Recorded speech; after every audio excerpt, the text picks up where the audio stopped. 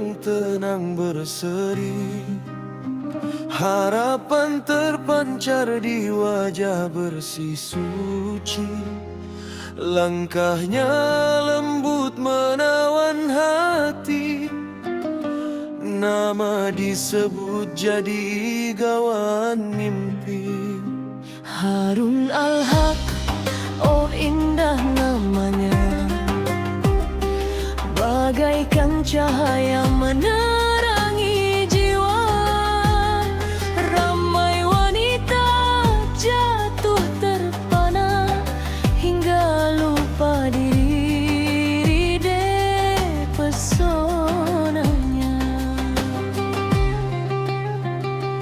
Tatkala dia melempar senyuman, hati yang rapuh terus terbuai angan.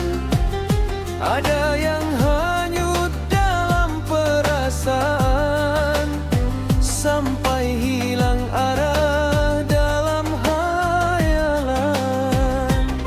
Cerita cinta jadi luar biasa bila rindu tak mampu dijaga. Ada yang menangis, ada yang gila, kerana cintanya tak kesampaian jua. Namun dia hanya insan biasa, tak sedar dirinya jadi pujaan dunia. Dalam diam membawa cerita antara cinta dan luka manusia.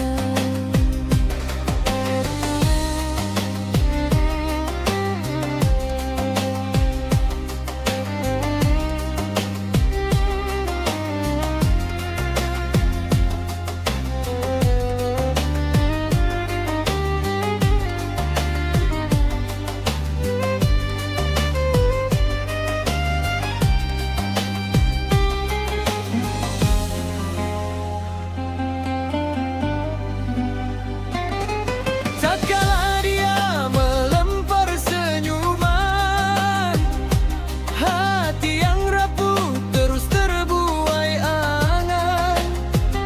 Ada yang hanyut dalam perasaan, sampai hilang arah dalam hayalan.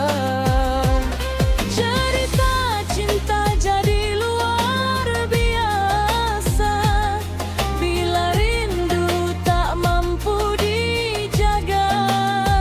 Ada yang menangis, ada yang gila, kerana cintanya tak kesampaian jua. Namun dia hanya insan biasa, tak sedar dirinya jadi pujaan dunia. Dalam diam membawa cerita antara cinta dan